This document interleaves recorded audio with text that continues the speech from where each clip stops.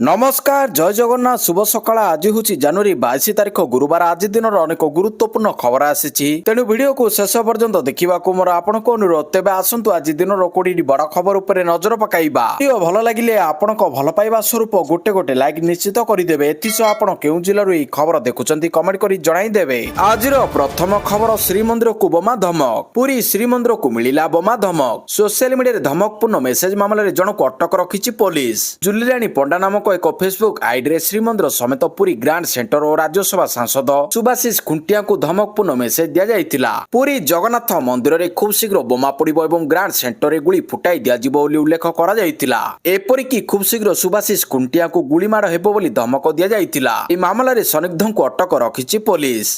परवर्ती खबर हटिबो डिजेल चालित आम बस डिजेल चालित आम बस सरकार निष्पत्ति एने सूचना देइछंती गृह निर्माण उन्नयन मंत्री कृष्णचंद्र महापात्र। मंत्री कहते एणिकी रास्ता गड़ब केवल ईवी आम बस डिजेल बस को धीरे धीरे स्कार्प करा सह ईवी बस आणाजिबो।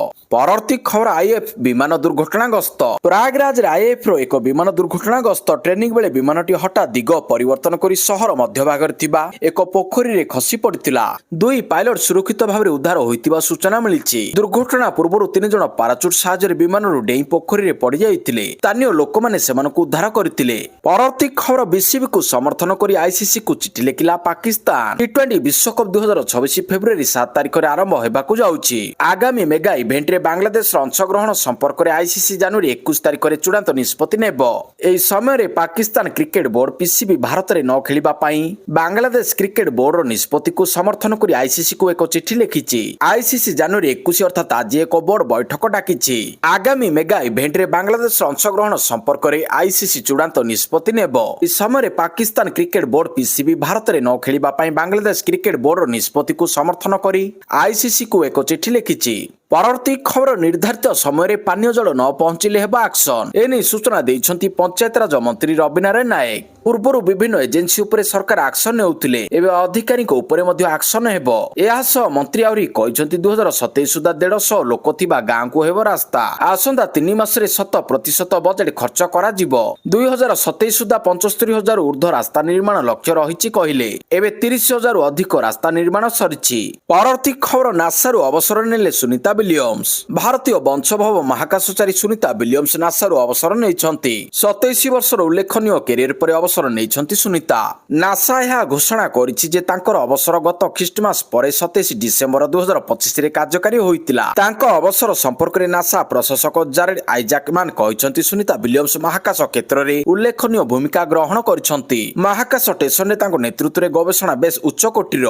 तांकर गुरुत्वपूर्ण कार्य निम्न पृथ्वी कक्षपथ को वाणिज्यिक मिशन पथ प्रशस्त करिछि। परवर्ती खबर 150 लोक थिबा गां को हेबो रास्ता 2027 सुधा 150 लोक थिबा गां को हेबो रास्ता एनी सूचना देइछंती पंचायतराज मंत्री रवि नारायण नायक। मंत्री कहिछंती आसंदा 3 मास रे 100% बजेट खर्च करा जिवो। ग्राम्य उन्नयन विभाग रो समीक्षा पर अधिकारी को निर्देश दिया जाइछि। 2027 सुधा 75,000 ऊर्ध्व रास्ता निर्माण लक्ष्य रहिछि एबे 30,000 अधिक रास्ता निर्माण सरिछि। समय सीमा मध्य सब काम सारिबा को दिया जाइछि टार्गेट एबे 53% बजेट खर्च सरिछि। 3 मास रे 100% खर्च सरिबो। परवर्ती खबर राज्य रे बढ़िला तापमात्रा उपकूल और आभ्यंतरीण ओडिशा रे बढ़िला तापमात्रा 4 दिन रे उपकूल रे 3 डिग्री सेल्सियस आभ्यंतरीण रे 7 डिग्री सेल्सियस को वृद्धि पाइछि। झारसुगुड़ा रे सर्वाधिक 7 डिग्री बढ़िला 14 डिग्री सेल्सियस केन्दुझर रे 5 डिग्री बढ़िला 14 डिग्री सेल्सियस भुवनेश्वर रे 2 डिग्री बढ़िला 14 डिग्री सेल्सियस। परवर्ती खबर जून सुधा 24 नुआ एनओसी और पौर निर्वाचन आसंदा जून सुधा 24 नुआ एनओसी और पौर निर्वाचन आगामी पंचायत एवं पौर निर्वाचन पई ओडिशा राज्य निर्वाचन कमिशन एसीसी सबुज संकेत देइछंती। गत डिसेंबर मासरे सहरांचल शासन एवं विकेंद्रीकरण प्रशासन को सुदृढ़ करबा दिगरे एक गुरुत्वपूर्ण पदक्षेप स्वरूप ओडिशा सरकार राज्यर 14 जिले में 24 नूतन विज्ञापित अंचल परिषद एनएसी घोषणा करी सरकारी विज्ञप्ति जारी करथिले। तेणु आसंता जून शेष सुधा से सब स्थान रे निर्वाचन फलाफल प्रकाश प्रथम परिषद बैठक बसिबो। परवर्ती खबर ओडिया समेत 7 भाषा पई तमिलनाडु साहित्य पुरस्कार घोषणा कले स्टालिन। तमिलनाडु मुख्यमंत्री एमके स्टालिन 7टी भारतीय भाषा रे उत्कृष्ट स्कृति को सम्मानित करिबा पई वार्षिक जातीय स्तरीय साहित्य पुरस्कार सेनमोजी साहित्यिक पुरस्कार आरंभ करिवे बोली घोषणा करिसंती। चेन्नई अंतर्जातीय पुस्तक मेला CIBF ରେ ମୁଖ୍ୟମନ୍ତ୍ରୀ ଘୋଷଣା କରିଛନ୍ତି। ଡିସେମ୍ବର ମାସରେ କେନ୍ଦ୍ର ସଂସ୍କୃତି ମନ୍ତ୍ରାଳୟର ହସ୍ତକ୍ଷେପ ପରେ ସାହିତ୍ୟ ଏକାଡେମୀ ପୁରସ୍କାର 2025 ରଦ୍ଦ କରାଯିବା ପରେ ଷ୍ଟାଲିନ ଏଭଳି ଘୋଷଣା କରିଛନ୍ତି। ପରବର୍ତ୍ତୀ ଖବର ଭୁବନେଶ୍ୱରରୁ ଦୁବାଇ ସିଙ୍ଗାପୁରକୁ ବିମାନ ସେବା ବନ୍ଦ।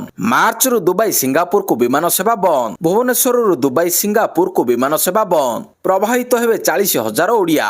ଭୁବନେଶ୍ୱର ଆବୁଧାବି ସିଧାସଳଖ ବିମାନ ସେବା ଗତ ଡିସେମ୍ବରରୁ ବନ୍ଦ ହୋଇଯାଇଛି। ମାସଟେ ନ ପୂର୍ବରୁ ଭୁବନେଶ୍ୱର ବିମାନ ବନ୍ଦରରୁ ଆଉ ଦୁଇଟି ପ୍ରମୁଖ ଅନ୍ତର୍ଜାତୀୟ ବିମାନ ସେବା ବନ୍ଦ କରିବାକୁ ଯୋଜନା ରହିଛି। ପରବର୍ତ୍ତୀ ଖବର ବଡ଼ ଆକ୍ସନ ନେଲା ଭାରତ କୂଟନୀତିଜ୍ଞଙ୍କ ପରିବାରକୁ ବାଂଲାଦେଶ ଛାଡ଼ିବାକୁ ନିର୍ଦ୍ଦେଶ। ବାଂଲାଦେଶ ସହ ଚାଲିଥିବା ଉତ୍ତେଜନା ମଧ୍ୟରେ ବଡ଼ ପଦକ୍ଷେପ ନେଇଛନ୍ତି ଭାରତ ସରକାର। ବାଂଲାଦେଶରେ ଅବସ୍ଥାପିତ ଭାରତୀୟ କୂଟନୀତିଜ୍ଞଙ୍କ ପରିବାର ଏବଂ ସମ୍ପର୍କୀୟଙ୍କୁ ଭାରତ ଫେରିଆସିବାକୁ କୁହାଯାଇଛି। ସୁରକ୍ଷାକୁ ନଜର ରଖି ଏପରି ପଦକ୍ଷେପ ନିଆଯାଇଛି। ବାଂଲାଦେଶର ସାଧାରଣ ନିର୍ବାଚନ ପୂର୍ବରୁ ସରକାର ଏପରି ନିଷ୍ପତ୍ତି ନେଇଛନ୍ତି।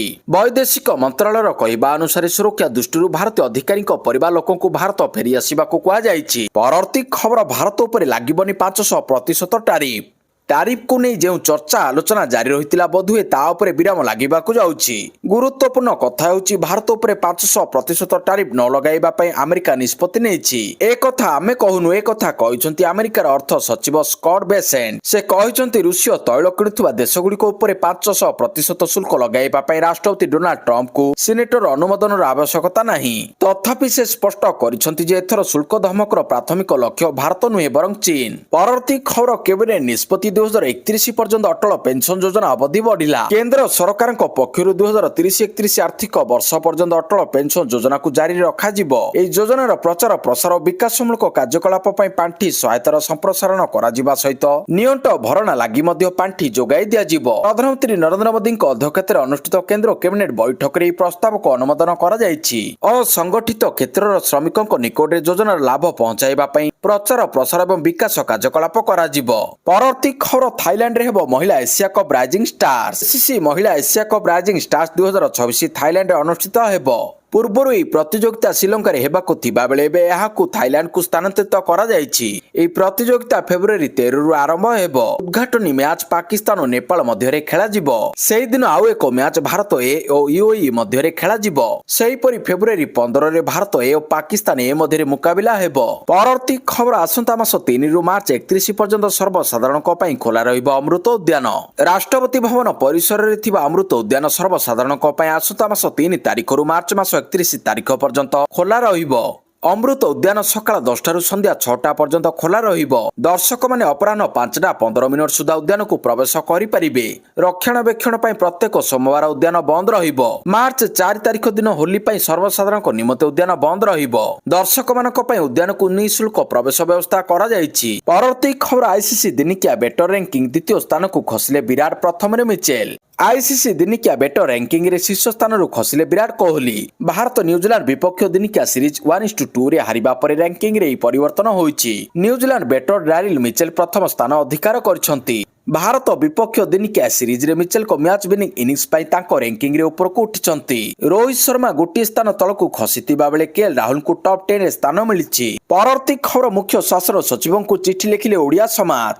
ମୁଖ୍ୟ ଶାସନ ସଚିବଙ୍କୁ ଚିଠି ଲେଖିଲେ ଓଡ଼ିଆ ସମାଜ। ଦୁବାଇରେ ଥିବା ପ୍ରବାସୀ ଓଡ଼ିଆଙ୍କ ବଢିଲା ଚିନ୍ତା। ମାର୍ଚ୍ଚ 30 ପରେ ଇଣ୍ଡିଗୋ ସାଇଟରେ ବୁକ୍ ହେଉନି ଟିକେଟ। ଭୁବନେଶ୍ୱରରୁ ଦୁବାଇ ଇଣ୍ଡିଗୋ ସିଧା ବିମାନ ବନ୍ଦ ହେବା ନେଇ ଆଶଙ୍କା ରହିଛି। ଏହି ସମସ୍ୟା ନେଇ ରାଜ୍ୟ ସରକାରଙ୍କୁ ନିବେଦନ କଲା ଓଡ଼ିଆ ସମାଜ। ପରବର୍ତ୍ତୀ ଖବର ଆଡମିସନ ଫି ଛାଡ଼ କଲେ ସରକାର। ଡ୍ରପଆଉଟ୍ ପିଲାଙ୍କ ପାଇଁ ବଡ଼ ଖବର, ଆଡମିସନ ଫି ଛାଡ଼ କରିଛନ୍ତି ସରକାର। 14 ବର୍ଷରୁ 18 ବର୍ଷ ମଧ୍ୟରେ ଅଧାରୁ ପାଠ ଛାଡ଼ିଥିବା ପିଲାଙ୍କ ପାଇଁ ସରକାର ଆଡମିସନ ଫି ଛାଡ଼ କରିଛନ୍ତି। ଛାତ୍ରଛାତ୍ରୀଙ୍କୁ ଦେବାକୁ ପଡ଼ିବନି ପରୀକ୍ଷା ଫି। ଆଡମିସନ ଫି ଛାଡ଼ ଯୋଗୁଁ ପୁଣି ପାଠ ପଢ଼ିପାରିବେ ଅଧାରୁ ପାଠ ଛାଡ଼ିଥିବା ଛାତ୍ରଛାତ୍ରୀ। ଏହି ପଦକ୍ଷେପ ଦ୍ୱାରା ଡ୍ରପଆଉଟ୍ ପିଲାଙ୍କ ସଂଖ୍ୟା କମିବା ସହ ସାକ୍ଷରତା ହାର ବୃଦ୍ଧି ପାଇବ ବୋଲି ଆଶା କରାଯାଉଛି। ପରବର୍ତ୍ତୀ ଖବର ଓଡ଼ିଶା ଆସିବେ ଉପରାଷ୍ଟ୍ରପତି। ଓଡ଼ିଶା ଗସ୍ତରେ ଆସୁଛନ୍ତି ଭାରତର ଉପରାଷ୍ଟ୍ରପତି CP ରାଧାକ୍ରିଷ୍ଣନ। ଜାନୁଆରୀ 23ରେ ଉପରାଷ୍ଟ୍ରପତି ଓଡ଼ିଶା ଗସ୍ତରେ ଆସି କଟକରେ ହେବାକୁ ଥିବା ନେତାଜୀ ଜୟନ୍ତୀରେ ଯୋଗଦେବା କାର୍ଯ୍ୟକ୍ରମ ରହିଛି। ଏହି ସଂକ୍ରାନ୍ତରେ ଉପରାଷ୍ଟ୍ରପତିଙ୍କ କାର୍ଯ୍ୟାଳୟ ପକ୍ଷରୁ ବ୍ୟକ୍ତିଗତ ସଚିବ ଚନ୍ଦ୍ରଶେଖର ସୋମବାର ଓଡ଼ିଶା ସରକାରଙ୍କ ମୁଖ୍ୟ ଶାସନ ସଚିବଙ୍କୁ ପତ୍ର ଲେଖି ଅବଗତ କରାଇଛନ୍ତି। ପରବର୍ତ୍ତୀ ଖବର ଖେମ୍ନିଙ୍କ ବର୍ବରତା ସୀମା ଟପିଲା, ପ୍ରତିବାଦକାରୀଙ୍କୁ ଜେଲରେ ଅକଥନୀୟ ନିର୍ଯାତନା। ଇରାନର ସର୍ବୋଚ୍ଚ ନେତା ଆୟତଲି ଅଲି ଖେମ୍ନିଙ୍କ ବିରୋଧରେ ଉଠିଥିବା ପ୍ରତିବାଦର ସ୍ୱର ଏବେ ଥମିବାରେ ଲାଗିଛି। ପ୍ରତିବାଦ ପ୍ରତିବାଦକାରୀଙ୍କ ଉପରେ କଠୋର ଆଭିମୁଖ୍ୟ ଗ୍ରହଣ କରିଥିବା ଖେମନେଇଙ୍କ ବର୍ବରତା ଏବେ ସୀମା ଟପିବାରେ ଲାଗିଛି। ଜେଲରେ ବନ୍ଦୀ ଥିବା ପ୍ରତିବାଦକାରୀମାନଙ୍କୁ ଅକଥନୀୟ ନିର୍ଯାତନା ଦିଆଯାଇଛି। ପରବର୍ତ୍ତୀ ଖବର, ଟ୍ରମ୍ପଙ୍କ ଡାଭୋସ୍ ଯାଉଥିବା ବିମାନରେ ଯାନ୍ତ୍ରିକ ତ୍ରୁଟି, ଅଧା ବାଟରୁ ଫେରିଲେ ଆମେରିକା ରାଷ୍ଟ୍ରପତି। ଆମେରିକା ରାଷ୍ଟ୍ରପତି ଡୋନାଲ୍ଡ ଟ୍ରମ୍ପ ତାଙ୍କ ବିମାନରେ ଡାଭୋସ୍ ଯାତ୍ରା କରୁଥିଲେ, କିନ୍ତୁ ମଝି ଆକାଶରେ ତାଙ୍କ ବିମାନରେ ଏକ ଯାନ୍ତ୍ରିକ ସମସ୍ୟା ଦେଖାଦେଇଥିଲା, ଯାହା ଫଳରେ ସେ ଅଧା ବାଟରୁ ଫେରି ଆସିଥିଲେ। ରିପୋର୍ଟ ହୋଇଛି ଟ୍ରମ୍ପ ଏୟାରଫୋର୍ସ ୱାନ୍ ବଦଳରେ ଏକ ଭିନ୍ନ ବିମାନରେ ସୁଇଜରଲ୍ୟାଣ୍ଡ ଯାତ୍ରା କରିବେ। ପରବର୍ତ୍ତୀ ଖବର, ସିକ୍ରେଟ କୋଡ୍ 2626 ଟାର୍ଗେଟ ଥିଲା ରାମ ମନ୍ଦିର।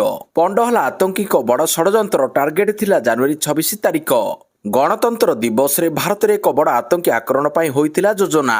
ଦିଲ୍ଲୀ ସମେତ ଅନେକ ସମ୍ବେଦନଶୀଳ ଅଞ୍ଚଳରେ ବଡ଼ ଆକ୍ରମଣ ପାଇଁ ପୁରା ବ୍ଲୁପ୍ରିଣ୍ଟ ପ୍ରସ୍ତୁତ ସରିଥିଲା। ସୂଚନା ଅନୁଯାୟୀ ପାକିସ୍ତାନର ଗୁଇନ୍ଦା ସଂସ୍ଥା ISI ଏବଂ ଆତଙ୍କବାଦୀ ସଂଗଠନ ଜୈଶ-ଇ ମହମ୍ମଦ ଏକ ବଡ଼ ଆକ୍ରମଣ ପ୍ଲାନ୍ କରିଥିଲା। ଆଉ ଏହି ଷଡ଼ଯନ୍ତ୍ରର ପର୍ଦ୍ଦାଫାଶ କରିଛି ଗୁଇନ୍ଦା ସଂସ୍ଥା। ଏହି ଷଡ଼ଯନ୍ତ୍ରର କୋଡ୍ ନାଁ ଥିଲା 2626। ଏହାର ଲକ୍ଷ୍ୟ ଥିଲା ଜାନୁଆରୀ 26 ତାରିଖ ଗଣତନ୍ତ୍ର ଦିବସରେ ଭାରତର ବିଭିନ୍ନ ସ୍ଥାନରେ ବଡ଼ ଆତଙ୍କବାଦୀ ଆକ୍ରମଣ କରିବା। ଗୁଇନ୍ଦା ସୂଚନା ଅନୁସାରେ ଆତଙ୍କବାଦୀ ସଂଗଠନଗୁଡ଼ିକ ବିଶେଷ କରି କାଶ୍ମୀରରେ ବଡ଼ ଆକ୍ରମଣ ଯୋଜନା କରୁଛନ୍ତି। ଏହା ବ୍ୟତୀତ ଦିଲ୍ଲୀ ସମେତ ଅନ୍ୟାନ୍ୟ ସମ୍ବେଦନଶୀଳ ଅଞ୍ଚଳଗୁଡ଼ିକ ମଧ୍ୟ ବିପଦରେ ଅଛି। ପରବର୍ତ୍ତୀ ଖବର, ପାକିସ୍ତାନକୁ ବାୟୁସେନା ମୁଖ୍ୟଙ୍କ କଡ଼ା ଚେତାବନୀ। ଭାରତୀୟ ବାୟୁସେନା ମୁଖ୍ୟ air chief marshal AP Singh ବୁଧବାର ଏକ ପରିବର୍ତ୍ତିତ ବିଶ୍ୱରେ ଯୁଦ୍ଧର ନୂତନ ସ୍ୱଭାବ ବିଷୟରେ କହି ଭାରତର ସାମ୍ପ୍ରତିକ କାର୍ଯ୍ୟରେ ସଫଳତାକୁ ଉଲ୍ଲେଖ କରି ସେ ପାକିସ୍ତାନକୁ ଚେତାବନୀ ଦେଇଥିଲେ। ସେ କହିଥିଲେ ଯେ ଯଦି ଆମେ ଏକ ଶକ୍ତିଶାଳୀ ସେନା ହେବାକୁ ଚାହୁଁ ତେବେ ସାମରିକ ଶକ୍ତି ଉପରେ ଧ୍ୟାନ ଦେବା ଅତ୍ୟନ୍ତ ଜରୁରୀ। ବାୟୁସେନା ମୁଖ୍ୟ ଆହୁରି କହିଛନ୍ତି, ଯୁଦ୍ଧ କ୍ଷେତ୍ରରୁ ଲୋକଙ୍କୁ ସ୍ଥାନାନ୍ତର କରିବା ହେଉ, ଯେପରି ଆମେ ସୁଦାନରେ କରିଥିଲୁ, କିମ୍ବା ଆତଙ୍କବାଦୀ ଭିତ୍ତିଭୂମି ଏବଂ ଆତଙ୍କବାଦୀମାନଙ୍କୁ ଆକ୍ରମଣ କରିବା ହେଉ, ଭାରତୀୟ ବାୟୁସେନା ସବୁଠି ନିଜର କ୍ଷମତା ପ୍ରମାଣିତ କରିଛି। ପରବର୍ତ୍ତୀ ଖବର, ଅରବିନ୍ଦଙ୍କ ନିଲମ୍ବନ ମୁହଁ ଖୋଲିଲେ ନବୀନ। ଅରବିନ୍ଦ ମହାପାତ୍ରଙ୍କ ନିଲମ୍ବନ ନେଇ ମୁହଁ ଖୋଲିଛନ୍ତି ବିଜେଡି ସୁପ୍ରିମୋ ନବୀନ ପଟ୍ଟନାୟକ। ନା ନ ନେଇ କହିଲେ ଅରବିନ୍ଦଙ୍କ ନିଲମ୍ବନ ପଛର କାରଣ। ଏହି ପ୍ରସଙ୍ଗରେ ନବୀନ କହିଛନ୍ତି, ମୁଁ ଜଣକୁ ବିଶ୍ୱାସ କରି ସୁଯୋଗ ଦେଇଥିଲି କିଛି କାମ କରିବାକୁ, ଆପଣଙ୍କ ନିର୍ବାଚନ ମଣ୍ଡଳୀ ପାଇଁ ଭଲ କାମ କରିବାକୁ ସୁଯୋଗ ଦେଇଥିଲି, କିନ୍ତୁ ଜାଣିଲି ପାଟକୁରାବାସୀ ହଇରାଣ ହରକତ ହେଉଛନ୍ତି। ଦଳରେ ରହି ଯିଏ ଆପଣଙ୍କୁ ହଇରାଣ କରିବ ମୁଁ ତାକୁ ଦଳରୁ କାଢିଦିଏ। ଆପଣମାନଙ୍କ ପାଇଁ ଜଣେ ଭଲ ମୁଖିଆ ଆସିବେ। ନିକଟରେ ଦଳ ବିରୋଧୀ କାର୍ଯ୍ୟ ପାଇଁ 2 ବିଧାୟକ ଅରବିନ୍ଦ ମହାପାତ୍ର ଏବଂ ସନାତନ ମହାକୁଡ଼ଙ୍କୁ ଦଳରୁ ନିଲମ୍ବିତ କରିଥିଲେ ବିଜେଡି ସୁପ୍ରିମୋ। ପରବର୍ତ୍ତୀ ଖବର, IPL ରେ ଏଣ୍ଟ୍ରି ହେଲା AI। ଭାରତୀୟ କ୍ରିକେଟ ନିୟନ୍ତ୍ରଣ ବୋର୍ଡ BCCI ର ନୂଆ ପ୍ରୟୋଜକ ହୋଇଛି Indian premier league IPL। IPL 2024 ପୂର୍ବରୁ BCCI ଗୁଗୁଲର AI ପ୍ଲାଟଫର୍ମ ଜେମିନି ସହିତ ଏକ ବଡ଼ ଚୁକ୍ତି ସ୍ୱାକ୍ଷର କରିଛି। ଆଗାମୀ 3 ବର୍ଷ ପାଇଁ ପ୍ରୟୋଜକ ଭାବରେ BCCI ଏବଂ ଗୁଗୁଲ ମଧ୍ୟରେ 270 କୋଟି ମୂଲ୍ୟର ଏକ ଚୁକ୍ତି ସ୍ୱାକ୍ଷରିତ ହୋଇଛି। ଜେମିନି AI ପ୍ଲାଟଫର୍ମ ଆଗାମୀ ସିଜନରୁ IPL ପାଇଁ AI ପ୍ରୟୋଜକ ହେବ। ଗୁଗୁଲର ପ୍ରତିଦ୍ୱନ୍ଦ୍ୱୀ କମ୍ପାନୀ ChatGPT ମହିଳା ପ୍ରିମିୟର ଲିଗ୍ WPL ର ପ୍ରୟୋଜକମାନଙ୍କ ମଧ୍ୟରୁ ଗୋଟିଏ। ପରବର୍ତ୍ତୀ ଖବର, ଉତ୍ତରପ୍ରଦେଶର ପୂର୍ବତନ ମୁଖ୍ୟମନ୍ତ୍ରୀ ଏବଂ ସପାର ରାଷ୍ଟ୍ରୀୟ ଅଧ୍ୟକ୍ଷ ଅଖିଳେଶ ଯାଦବ ପ୍ରୟାଗରାଜରେ ଶଙ୍କରାଚାର୍ଯ୍ୟ ଅଭିମୁକ୍ତେଶ୍ୱରାନନ୍ଦଙ୍କ ସହିତ ଜଡ଼ିତ ଘଟଣା ସମ୍ପର୍କରେ ବିଜେପି ସରକାରଙ୍କୁ ପରାମର୍ଶ ଦେଇଛନ୍ତି। ଅଖିଳେଶ ଯାଦବ କହିଛନ୍ତି ଯେ ଯଦି କେହି ଅନ୍ୟ କାହାର ଭୁଲରେ ପରୋକ୍ଷ ଭାବରେ ଜଡ଼ିତ ଥାନ୍ତି, କ୍ଷମା ମାଗିବା ଦ୍ୱାରା କାହାକୁ ହ୍ରାସ କରାଯାଏ ନାହିଁ, ବରଂ କ୍ଷମା ମାଗିବା ମନକୁ ହାଲୁକା କରିଥାଏ ଏବଂ ପରିବେଶରେ ସକାରାତ୍ମକ ଆଣେ। ତାଙ୍କ ସୋସିଆଲ ମିଡିଆ ଆକାଉଣ୍ଟରେ ଏକ ପୋଷ୍ଟରେ ସେ କହିଛନ୍ତି, ମହାନ ଏବଂ ଜ୍ଞାନୀ ଲୋକମାନେ ବୁଝିଯାଆନ୍ତି ଯେ କେତେକ ସମୟରେ ଅନ୍ୟ ବ୍ୟକ୍ତିଙ୍କ ବ୍ୟକ୍ତିଗତ ଉଦ୍ଦେଶ୍ୟ କିମ୍ବା ସ୍ୱାର୍ଥ ପଛରେ ନିର୍ବୋଧତା କିମ୍ବା ଅନୁପଯୁକ୍ତ ଆଚରଣକୁ ଲୁଚି ରହିଥାଏ। ପରବର୍ତ୍ତୀ ଖବର, ସୁଇଜରଲ୍ୟାଣ୍ଡର ବୈଷୟିକ ଆର୍ଥିକ ମଞ୍ଚରୁ ଅଶ୍ୱିନୀ ବୈଷ୍ଣବଙ୍କ ବଡ଼ ଘୋଷଣା। ଭାରତ ନିଶ୍ଚିତ ବିଶ୍ୱର ତୃତୀୟ ବୃହତ ଅର୍ଥ ବ୍ୟବସ୍ଥା ହେବ। କେନ୍ଦ୍ରମନ୍ତ୍ରୀ ଅଶ୍ୱିନୀ ବୈଷ୍ଣବ ସୁଇଜରଲ୍ୟାଣ୍ଡରେ ଚାଲିଥିବା ୱାର୍ଲଡ ଇକୋନୋମିକ ଫୋରମରେ ବୁଧବାର ଦିନ ଜୋର ଦେଇ କହିଛନ୍ତି ଯେ ଆଗାମୀ କିଛି ବର୍ଷରେ ଭାରତ ନିଶ୍ଚିତ ରୂପରେ ବିଶ୍ୱର ତୃତୀୟ ସର୍ବବୃହତ ଅର୍ଥ ବ୍ୟବସ୍ଥା ହେବ।